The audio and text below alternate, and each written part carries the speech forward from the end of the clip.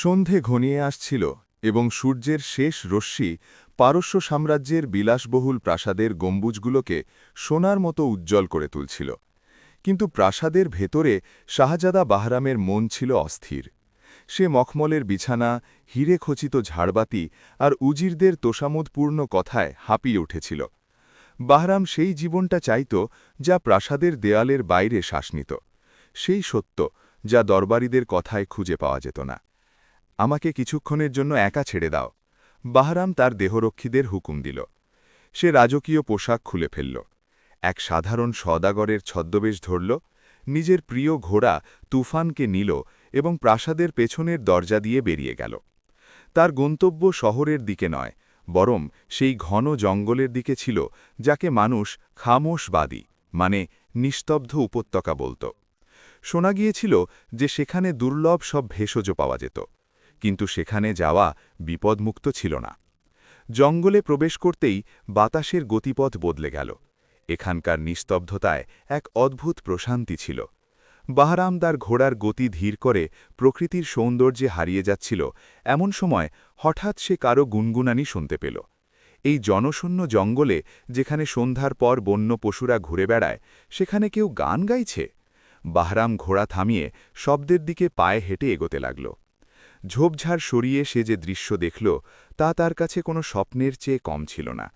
এক ঝর্ণার কিনারে একটি মেয়ে পাথরের ওপর বসে জল ভরছিল। তার পোশাকে তালি লাগানো এবং তা পুরনো ছিল, কিন্তু তার মুখে এমন এক মাসুমিয়তার নূর ছিল যা বাহরাম আজ পর্যন্ত কোনো রাজকন্যার মুখেও দেখেনি। সে জল ভরছিল এবং সাথে সাথে কিছু ফুল তুলছিল যা শুধু পাথরের গায়ে জন্মাত। সে ছিল জোয়া, এক কাঠুরের মেয়ে, যে তার অন্ধ বাবার জন্য ওষুধ তৈরির খাতিরে রোজ এই বিপজ্জনক উপত্যকায় আসত। বাহরাম অপলক দৃষ্টিতে তার দিকে তাকিয়ে রইল। হঠাৎ জোয়ার পা পিছলে গেল এবং সে সরাসরি এক গভীর গিরিখাতের দিকে পড়ে যাচ্ছিল। ইয়া আল্লাহ! তার মুখ থেকে চিৎকার বেরিয়ে এলো। বাহরাম বিদ্যুতের গতিতে ঝাঁপিয়ে পড়ল। জোয়া গিরিখাতে পড়ার আগেই বাহরাম তার হাত ধরে ফেলল। এক মুহূর্তের জন্য দুজনের নজর মিলল। জোয়ার চোখে ছিল আতঙ্ক আর বাহরামের চোখে আশ্বাস। অনেক কষ্টে বাহরাম তাকে ওপরে টেনে তুলল। জোয়া হাঁপাচ্ছিল। সে দ্রুত নিজের ওড়না ঠিক করে নিয়ে পেছিয়ে গেল। আপনি আপনি কে? জোয়া কাঁপা গলায় জিজ্ঞেস করল। এখানে তো কেউ আসে না। বাহরাম হাসল।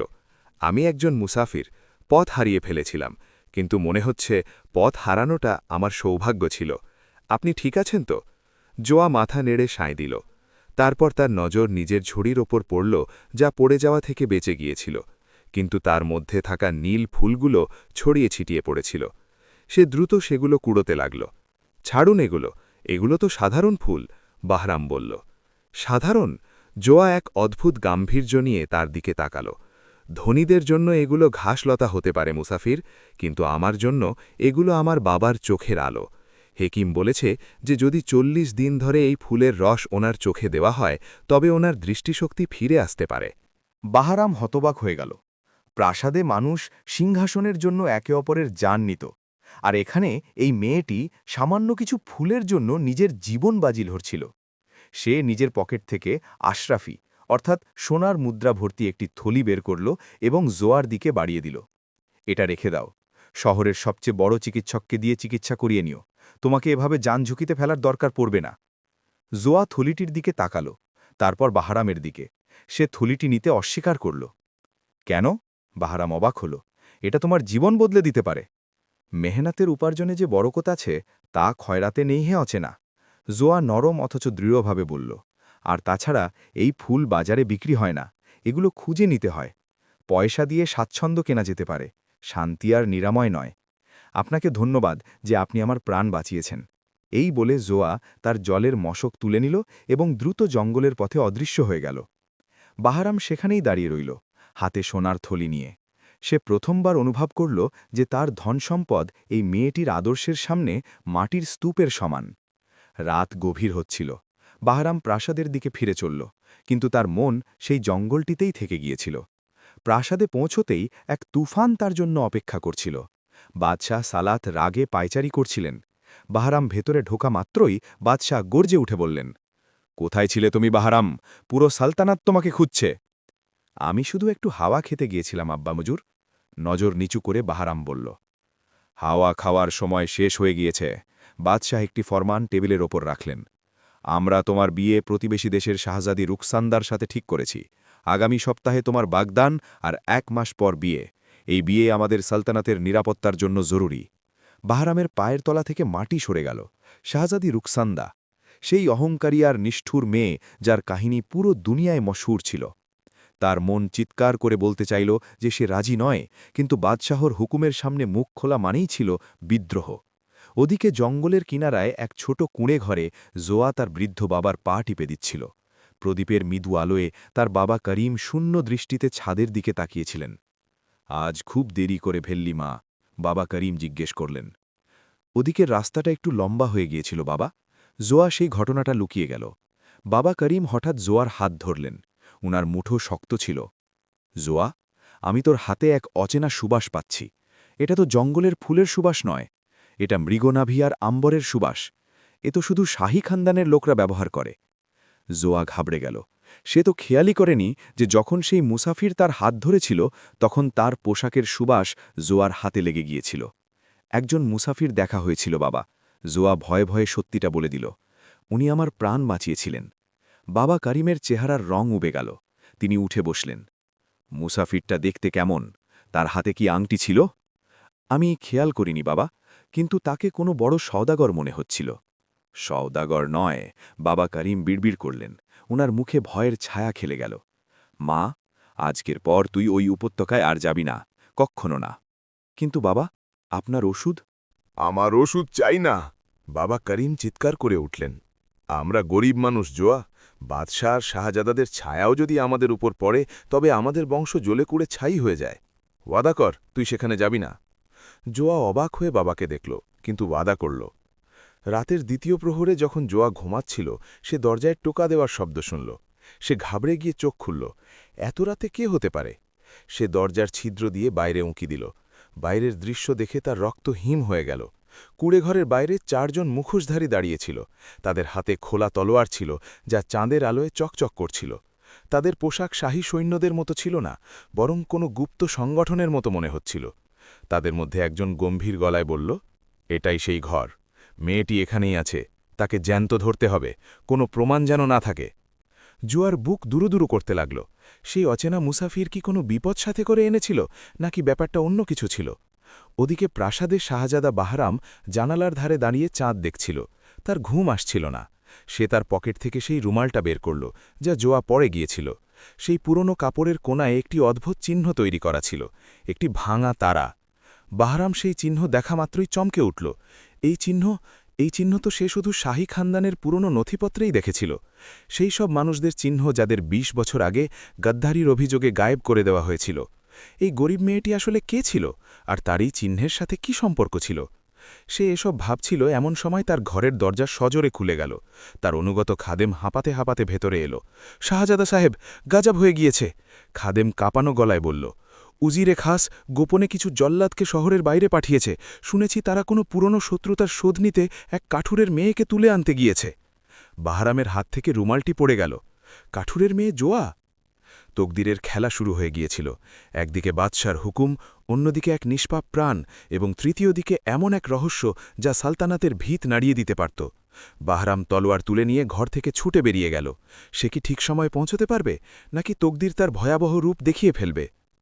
দরজায় করাঘাত এখন হাতুড়ির আঘাতে পরিণত হয়েছিল। কাঠের দুর্বল দরজা সেই আঘাত সহ্য করতে না পেরে ক্যাচ ক্যাচ শব্দে ভেঙে গেল। জোয়া চিৎকার করে উঠল। সে তৎক্ষণাৎ তার দৃষ্টিহীন বাবার সামনে ঢাল হয়ে দাঁড়িয়ে গেল।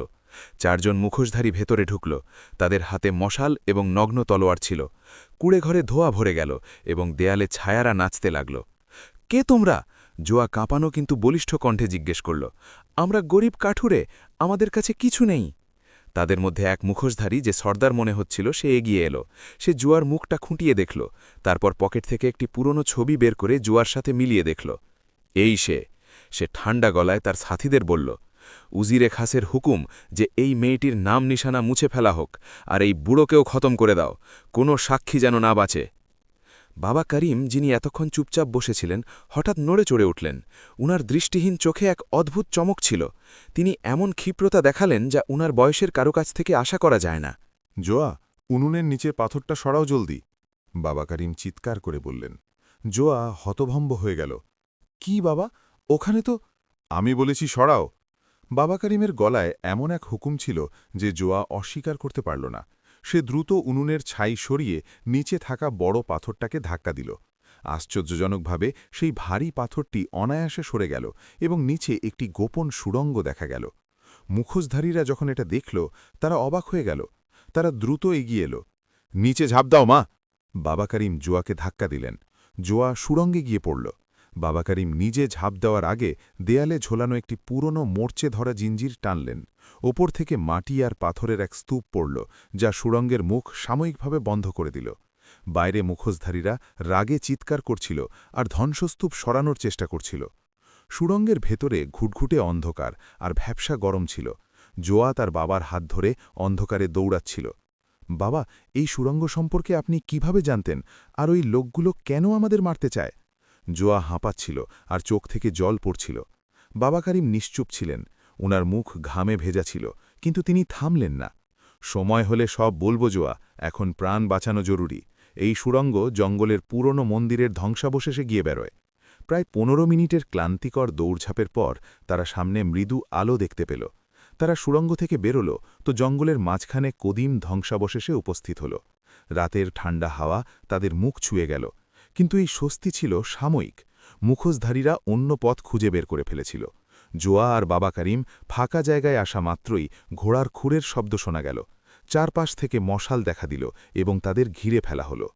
পালানোর ভালো চেষ্টা ছিল সিপাহী, কিন্তু উজিরে খাসের চোখ সর্বত্র আছে। বাবা করিম জোয়াকে পেছনে সরিয়ে নিজের লাঠি তুলে নিলেন। এক দৃষ্টিহীন বৃদ্ধ ৪ জন সশস্ত্র ঘাতকের সামনে দাঁড়িয়েছিল। এই দৃশ্য দেখে জোয়ার বুক ফেটে যাচ্ছিল। সর্দার তলোয়ার তুলল এবং আঘাত করতে যাবে, ঠিক তখনই হঠাৎ বাতাস চিরে এক তীরের সনসন শব্দ শোনা গেল এবং সর্দারের হাত থেকে তলোয়ারটি ছিটকে দূরে গিয়ে পড়ল। সবাই চমকে গেল। অন্ধকার থেকে এক অশ্বারোহী বিদ্যুতের গতিতে হাজির হল। তার ঘোড়া তুফানের মতো তেজস্বী ছিল আর তার হাতে ধনু ছিল। সে কাপড় দিয়ে মুখ ঢেকে রেখেছিল, শুধু চোখ দেখা যাচ্ছিল। এ ছিল শাহজাদা বাহরাম। খবরদার, যদি কেউ এই নিরপরাধের দিকে কদম বাড়ায়। বাহরামের গলা ছিল গর্জনকারী। মুখোশধারী সর্দার রাগে চেঁচিয়ে উঠল, এটা শাহী ব্যাপার হে অচেনা, নিজের প্রাণ বাঁচা আর এখান থেকে চলে যা। শাহী ব্যাপার? বাহরাম ঘোড়া থেকে লাফিয়ে নামল এবং বাবা করিম আর জোয়ার সামনে ঢাল হয়ে দাঁড়িয়ে গেল। নারী আর বৃদ্ধের উপর তলোয়ার তোলা কাপুরুষতা শাহী ব্যাপার নয়। এবার লড়াই শুরু হল। বাহরাম একা ছিল আর তারা ৪ জন, কিন্তু বাহরাম শৈশব থেকে শ্রেষ্ঠ উস্তাদদের কাছে তলোয়ারবাজি শিখেছিল। সে নিখুঁত দক্ষতায় তাদের আঘাত প্রতিহত করল। সে তাদের মারতে চাইছিল না, শুধু ঘায়েল করতে চাইছিল।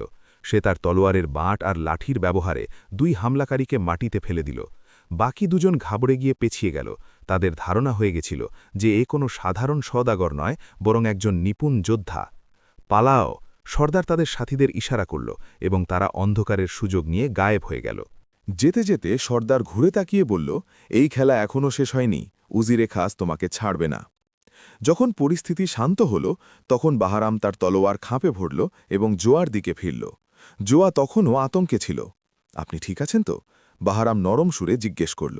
জোয়া এই আওয়াজ শোনা মাত্রই চিনে ফেলল। আপনি আপনি তো সেই মুসাফির। বাহারাম তার মুখ থেকে মুখোশ সরাল। জ্যোৎস্নায় তার মুখ জলজল করছিল। হ্যাঁ, আমি সে। আমি মাফ চাইছি যে আমার কারণে আপনারা বিপদে পড়লেন।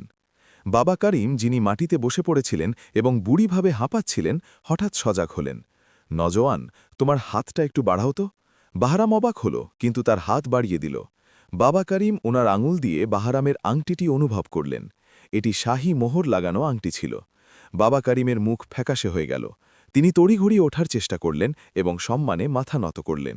শাহজাদা, শাহজাদা বাহারাম। জোয়া আর বাহারাম দুজনেই অবাক হয়ে গেল। আপনি কি করে জানলেন?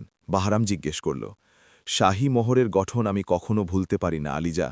বাবা করিমের গলায় কম্পন ছিল। আমি বহু বছর আগে শাহী প্রাসাদের মহাফিজ রক্ষী ছিলাম। জোয়া বিস্ময়ে তার বাবার দিকে তাকাতে লাগল। মহাফিজ? বাবা, আপনি আমাকে কখনো বলেননি। অনেক রহস্য বুকে দাফন করতে হয় মা, যাতে আপনজনদের জান বাঁচে। বাবা করিমের চোখে জল এসে গেল, কিন্তু আজ সেই রহস্য সামনে চলে এসেছে। উজিরে খাস জেনে গিয়েছে যে তুমি বেঁচে আছো। বাহারামে গিয়ে এলো। বাবা করিম, আমাকে সত্যিটা বলুন, ওই চিহ্ন, ওই ভাঙা তারা যা জোয়ার রুমালে আছে, তার মানে কি? আর উজিরে খাস কাঠুরের মেয়ের পেছনে কেন লেগে আছে? বাবা করিম এক গভীর দীর্ঘশ্বাস নিলেন। শাহজাদা, এই মেয়ে জোয়া, আমার মেয়ে নয়। জোয়ার পায়ের তলা থেকে মাটি সরে গেল। বাবা, কি বলছেন আপনি? হ্যাঁ মা, বাবা করিম কেঁদে ফেললেন। ২০ বছর আগে যখন তোমার বাবা, যিনি বর্তমান বাদশাহর বড় ভাই ছিলেন, এক ষড়যন্ত্রের শিকার হলেন, তখন তিনি মরার সময় তার ছোট্ট শিশুকন্যাকে আমার কাছে সঁপে দিয়েছিলেন। তিনি চেয়েছিলেন তুমি যেন বেঁচে থাকো। এই ভাঙা তারাটি আসলে সিতারায় ফারস, যা শুধু সিংহাসনের আসল উত্তরাধিকারীর কাছে থাকে। বাহারামের মনে হলো যেন আকাশ ভেঙে পড়েছে। তার সামনে দাঁড়িয়ে থাকা এই গরিব মেয়েটি, যে তালি লাগানো পুরনো পোশাক পরেছিল, আসলে তার আপন চাচাতো বোন আর সালতানাতের প্রকৃত উত্তরাধিকারী ছিল। তার মানে, বাহারাম বিড়বিড় করল, উজিরে খাস জোয়াকে মেরে সালতানাত দখল করতে চায়, কারণ সেই একমাত্র বাধা যা তার পথে দাঁড়িয়ে আছে। হঠাৎ ধ্বংসস্তূপের ওপর থেকে এক তীর এলো এবং সোজা বাবা করিমের কাঁধে বিঁধে গেল। বাবা করিম চিৎকার করে পড়ে গেলেন। বাবা! জোয়া চিৎকার করে ওনার দিকে ছুটে গেল। বাহারাম দ্রুত ওপরে তাকাল। ধ্বংসস্তূপের উঁচু দেওয়ালে উজিরে খাসের সবচেয়ে খতরনাক ঘাতক সিয়াহবাজ দাঁড়িয়ে হাসছিল। কাহিনীটা খুব চমৎকার ছিল বুড়ো, কিন্তু আফসোস, এটার ইতি এখানেই হবে। বাহারাম জোয়া আর বাবা করিমকে নিজের পেছনে লুকালো। এখন পরিস্থিতি ছিল অত্যন্ত নাজুক। শত্রু উঁচুতে ছিল আর বাহারামের কাছে ছিল শুধু তলোয়ার। জোয়া, নিচু গলায় বাহারাম বলল, আমার ঘোড়ায় বসো আর বাবাকে নিয়ে বেরো, আমি ওকে থামাচ্ছি।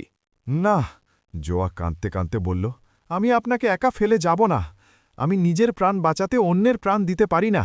জিত করো না। বাহারাম চিৎকার করে বলল, তোমার জীবন এই সালতানাতের আমানত। তোমার যদি কিছু হয়ে যায় তবে ইনসাফ চিরতরে মরে যাবে। যাও। ঠিক সেই মুহূর্তে দূরের জঙ্গলে মশালের এক সমুদ্র দেখা গেল। মনে হচ্ছিল যেন পুরো শাহী ফৌজ এদিকেই আসছে। এটা কি সাহায্য ছিল নাকি মৃত্যু? বাহারাম তলোয়ার হাওয়ায় ঘোরাল এবং সিয়াহবাজের চোখের দিকে তাকাল। তাকদীরের খেলা এখন এক রক্তক্ষয়ী মোড় নিতে যাচ্ছিল। এক শাহজাদা যে নিজেরই সালতানাতের বিরুদ্ধে দাঁড়িয়েছিল, এবং এক শাহজাদি যে নিজের পরিচয় এইমাত্র পেয়েছিল। দেয়ালের উপর দাঁড়ানো সিয়াহবাজ ধনুকে দ্বিতীয় তীরটি জুড়ে ফেলেছিল। তার চোখে মৃত্যু নাচছিল। নিচে দাঁড়ানো শাহজাদা বাহারামের হাতে সিদ্ধান্ত নেওয়ার জন্য মাত্র কয়েক মুহূর্ত ছিল। সে যদি এগিয়ে যায় তবে জোয়া আর বাবা করিমের উপর তীর চলত, আর যদি সে দাঁড়িয়ে থাকে তবে শাহী ফৌজ তাদের ঘিরে ফেলত। শাহজাদা, সামনে থেকে সরুন, সিয়াহবাজ গর্জে উঠল। উজিরে খাসের হুকুম অটল। এই মেয়েটির মৃত্যু সালতানাতের শান্তির জন্য জরুরি। বাহারাম এক গভীর দীর্ঘশ্বাস নিল। সে তার তলোয়ারের ডগা ম্যাটিতে ঠেকাল, যেন সে অস্ত্র ত্যাগ করছে। সিয়াহবাজের মুখে বিজয়ের হাসি ফুটে উঠল। সে তার ধনু সামান্য নিচে নামাল। ঠিক এই সুযোগটির জন্যই বাহারাম অপেক্ষা করছিল। সেই বিদ্যুতের গতিতে বাহারাম মাটি থেকে এক ভারী পাথর তুলে নিল এবং পুরো শক্তিতে সিয়াহবাজের দিকে ছুঁড়ে মারল। নিশানা এতটা নিখুঁত ছিল যে পাথরটি সোজা সিয়াহবাজের হাতে গিয়ে লাগল। তার ধনু হাত থেকে ছুটে গেল এবং সে ভারসাম্য ধরে রাখতে না পেরে দেয়াল থেকে নিচে গড়িয়ে পড়ল। পালাও সিয়াহবাজ, বাহারাম চিৎকার করে বলল। সে বাবা করিমকে কাঁধে ভর দিয়ে ঘোড়া তুফানের দিকে নিয়ে গেল। কিন্তু আমরা কোথায় যাব? জোয়ার গলায় কম্পন ছিল। খামোশ বাদিস দিকে, বাবা করিম ব্যথায় কোকাতে কোকাতে বললেন। সেখানে কেউ আসে না। শাহী ফৌজও সেখানে পথ হারিয়ে ফেলে। বাহারাম বাবা করিম আর জোয়াকি ঘোড়ায় বসালো এবং নিজে লাগাম ধরে পায়ে হেঁটে ঘোড়াকে ছোটাল। পেছন থেকে ঘোড়ার খুরের শব্দ আর সৈন্যদের হাঁক ডাক শোনা যাচ্ছিল। মশালের আলো কাছে আসছিল। খামোশবাদী জঙ্গল, যার নাম শুনলেই মানুষের গায়ে কাঁটা দিত, এখন তাদের একমাত্র আশ্রয় ছিল। এখানকার গাছগুলো এত ঘন ছিল যে দিনেও রাতের মতো অন্ধকার থাকত। চারিদিকে কুয়াশা ছড়িয়েছিল এবং অদ্ভুত সব আওয়াজ আসছিল। কিছু দূর গিয়ে যখন তারা নিশ্চিত হল যে ফৌজের নজর থেকে দূরে সরে এসেছে, তখন বাহারাম ঘোড়া থামাল। বাবা করিমের অবস্থা ক্রমশ খারাপ হচ্ছিল। তারা যখন মাত্র একটু স্থির হয়েছে, হঠাৎ জঙ্গল আলোয় ঝলমল করে উঠল। চারিদিক থেকে শত শত মশাল দেখা দিল। ঘোড়া এক বেষ্টনী তৈরি হয়ে গিয়েছিল। এটি কোনো সাধারণ সৈন্যদল ছিল না, বরং জানবাজ দাস্তা ছিল, যারা শুধু বাদশাহর নিরাপত্তার দায়িত্ব থাকত। তাদের মাঝখানে এক সাদা ঘোড়ার উপর স্বয়ং বাদশাহ সালাত উপস্থিত ছিলেন। ওনার পাশে উজিরে খাস দাঁড়িয়েছিল, যার মুখে ধূর্ততা ছিল। ওই তো ওরা, উজিরে খাস আঙুল তুলল। দেখলেন আলিজা, আমি বলেছিলাম না যে আপনার ছেলে বাগীদের সাথে হাত মিলিয়েছে, সে নিজের রক্ষীদের ওপর হামলা করেছে এবং এই গদ্দার বুড়ো আর মেয়েটিকে বাঁচাচ্ছে। বাদশাহর মুখ রাগে রক্তবর্ণ হয়ে গিয়েছিল। বাহারাম, এ আমি কি দেখছি? তুমি আমাদের সম্মান ধুলোয় মিশিয়ে দিলে। এক কাঠুরের মেয়ের জন্যে তুমি নিজের বাবার বিরুদ্ধে তলোয়ার তুললে। বাহরাম এক মুহূর্তের জন্যে চোখ বন্ধ করল, তারপর মাথা তুলল। তার গলায় রাগ বা ভয় ছিল না, ছিল এক গভীর পরিপক্ক সত্য। আব্বা হুজুর, আপনি সবার আগে এখান থেকে চলে যান। সবাই অবাক হয়ে গেল। বাদশার চোখ কপালে উঠল। কি বললে তুমি? বাহরাম এগিয়ে এসে জোয়াকে নিজের পেছনে করল এবং বাদশার দিকে তাকিয়ে বলল, আমি আপনার ছেলে, কিন্তু আজ আমি একজন শাহজাদা যে নিজের ওয়াদা রক্ষা করছে। এই মেয়েটি, এই জোয়া, কোনো কাঠুরের মেয়ে নয়। এই হল সালতানেতে ফারেসের আসল উত্তরাধিকারী। এ আমার বড় চাচার মেয়ে। আর এই উজির, বাহরাম উজিরের দিকে আঙুল তুলল, এই সেই ব্যক্তি যে ২০ বছর আগে আপনার ভাইকে বিষ দিয়েছিল। উজির তৎক্ষণাৎ চিৎকার করে বলল, মিথ্যা! আলিজা, এই শাহজাদা পাগল হয়ে গিয়েছে। এই মেয়েটি তার উপর জাদু করেছে। বাদশাহ নিশ্চুপ ছিলেন। ওনার দৃষ্টি বাহরামের ওপর স্থির ছিল। তারপর আস্তে করে বললেন, প্রমাণ? বাহরাম জোয়ার দিকে তাকাল। জোয়া কাঁপানো হাতে লকেটটি বের করল, সেটি খুলল এবং ছবিটা বাচ্চার দিকে বাড়িয়ে দিল। বাচ্চা ছবিটা দেখলেন। উনার চেহারা বদলে গেল। সেই ছবি উনার ভাবি মল্লিকা আলিয়ার ছিল, কোলে সেই ছোট্ট মেয়েটি, যার গলায় ঠিক ওই লকেটটিই ছিল। বাদশার গলা কেঁপে উঠল। জোয়া ধীর গলায় বলল, চাচা যান, আমি আপনার ভাইঝি। আমার মা মল্লিকা আলিয়া আমাকে বাঁচানোর জন্যে সব করেছিলেন। উজির এখন ঘামে ভিজে গিয়েছিল। এসব বানোয়াট, এসব। বাদশাহ এক হাত তুলে তাকে চুপ করিয়ে দিলেন। তারপর বাহরামের দিকে ফিরলেন। তুমি বলেছিলে আমি এখান থেকে চলে যাই, কেন? বাহরাম দীর্ঘশ্বাস নিল। কারণ আপনি যদি এখানে থাকেন, তবে উজির আপনার কানে বিষ ঢানতেই থাকবে। আমি চাই আপনি নিজে সত্যিটা দেখুন। কোনো ষড়যন্ত্র ছাড়াই এই জঙ্গল, এই ধ্বংসাবশেষ, এখানে সালতানাতের আসল রহস্য দাফন করা আছে। আসুন, আমি আপনাকে দেখাচ্ছি। বাদশাহ এক মুহূর্ত ভাবলেন, তারপর ঘোড়া থেকে নামলেন। সিপাহীরা অবাক হয়েছিল, কিন্তু কেউ আটকাল না। জোয়া, বাহারাম আর বাদশাহ সামনে এগিয়ে চললেন। উজির পেছনে থেকে গেল। সিপাহীরা তাকে ঘিরে রেখেছিল। তারা সেই পুরনো ধ্বংসাবশেষ পর্যন্ত পৌঁছল, যেখানে কুফল এ হিকমত, প্রজ্ঞার তালা ছিল। জোয়া লকেটটি দরজার ছিদ্রের কাছে নিল। একটি হালকা প্রতিধ্বনি হল এবং দরজাটি আস্তে আস্তে খুলে গেল। ভেতরে একটি কক্ষ ছিল, যেখানে মশাল নিজে থেকেই জ্বলে উঠল। মাঝখানে একটি বড় আয়না ছিল, আয়না এ সেকান্দার। জোয়া আয়নার সামনে দাঁড়িয়ে লকেটটি বুকে চেপে ধরল। আয়নায় প্রথমে কুয়াশা জমল, তারপর একটি দৃশ্য ফুটে উঠল। মল্লিকা আলিয়া বেঁচে ছিলেন। তিনি বিষের পেয়ালা হাতে নিয়ে দাঁড়িয়েছিলেন, কিন্তু তিনি পেয়ালাটি মাটিতে ছুঁড়ে ফেললেন এবং উজিরের সামনে হেসে বললেন, তুমি ভেবেছ আমি মরে যাব? না, আমি বেঁচে থাকব আমার মেয়ের মধ্যে। যখন সে ফিরে আসবে, তোমার সব চাল ব্যর্থ হয়ে যাবে। দৃশ্যটি শেষ হল। বাদশার চোখে জল এসে গেল। ভাবি, আপনি নিজেকে মারেননি, আপনি আমাদের বাঁচিয়েছেন। উজির এবার হাঁটু গেড়ে বসে পড়ল। মাফ করে দিন আলিজা। বাদশাহ ঘুরে তাকালেন। তুমি আমার ভাইকে মেরেছ, আমার ভাবিকে নির্বাসিত করেছ, কিন্তু আজ সত্য সামনে চলে এসেছে। তারপর তিনি জোয়া আর বাহরামের দিকে ফিরলেন। এই সালতানাত এখন তোমাদের দুজনের। না সিংহাসনের লড়াই, না রক্তের খেলা। তোমরা দুজনে মিলে এটাকে সাজাবে যেভাবে তোমার মা চেয়েছিলেন। জুয়া কাঁদতে কাঁদতে বলল, চাচা যান, আমি প্রাসাদ চাই না। আমি সেই জীবনটাই চাই যা বাবা করিম দিয়েছিলেন। সরলতা, ভালোবাসা আর মানুষের সেবা। বাহরাম তার হাত ধরল। তবে আমরা দুজনে মিলে এক নতুন শুরু করব। প্রাসাদের দরজা সাধারণ মানুষের জন্য খুলে দেওয়া হবে। বাদশাহ মুচকি হেসে মাথা নাড়লেন। এই সিদ্ধান্ত তোমার মায়ের আত্মাকে শান্তি দেবে। রাত শেষ হতে চলল। জঙ্গলে শান্তি নেমে এলো। দূরে আকাশে একটি উজ্জ্বল নক্ষত্র ঝিকমিক করছিল, যেন মল্লিকা আলিয়া নিজে সব দেখছেন। সালতানাতে এক নতুন সকাল শুরু হল, ভালোবাসার, ইনসাফের আর সত্যের। মানুষের আসল শক্তি মুকুটে নয়, তলোয়ারে নয়, আর সিংহাসনের জৌলুসেও নয়। আসল শক্তি থাকে সেই হৃদয়ে যা সত্যের জন্য দাঁড়াতে পারে, যে ভালোবাসার খাতিরে সব কিছু ত্যাগ করতে পারে, যে গরিবের চোখের জল দেখে নিজের সুখ বিসর্জন দিতে পারে। জোয়া আমাদের শেখালো যে শাহজাদি হওয়ার মানে প্রাসাদের দেওয়াল নয়, বরং মানুষের সেবা আর ইনসাফের ওয়াদা। বাহরাম শিখিয়ে গেল যে সত্যিকারের ছেলে আর সত্যিকারের শাহজাদার সেই যে নিজের বাবার সামনেও হকের কথা বলতে পারে। আর বাবা করিম প্রমাণ করলেন যে বিশ্বস্ততা আর ত্যাগের সুবাস কখনো মরে না, তা বংশ পরম্পরায় বেজে থাকে। এই গল্প আমাদের মনে করিয়ে দেয় যে মন পরিষ্কার থাকলে সিংহ বশ মানে। যখন ভালোবাসা আর আত্মত্যাগ এক হয়ে যায় তখন সিংহাসন নিজেই মাথা নত করে। আর আসল বাদশা সেই যে মানুষের হৃদয়ে হুকুমত করে, সিংহাসনে নয়।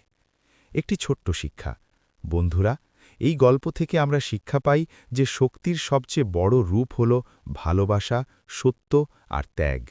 যে ব্যক্তি অন্যের জন্য নিজের সিংহাসন ত্যাগ করে সেই আসলে হৃদয়ের বাদশাহ।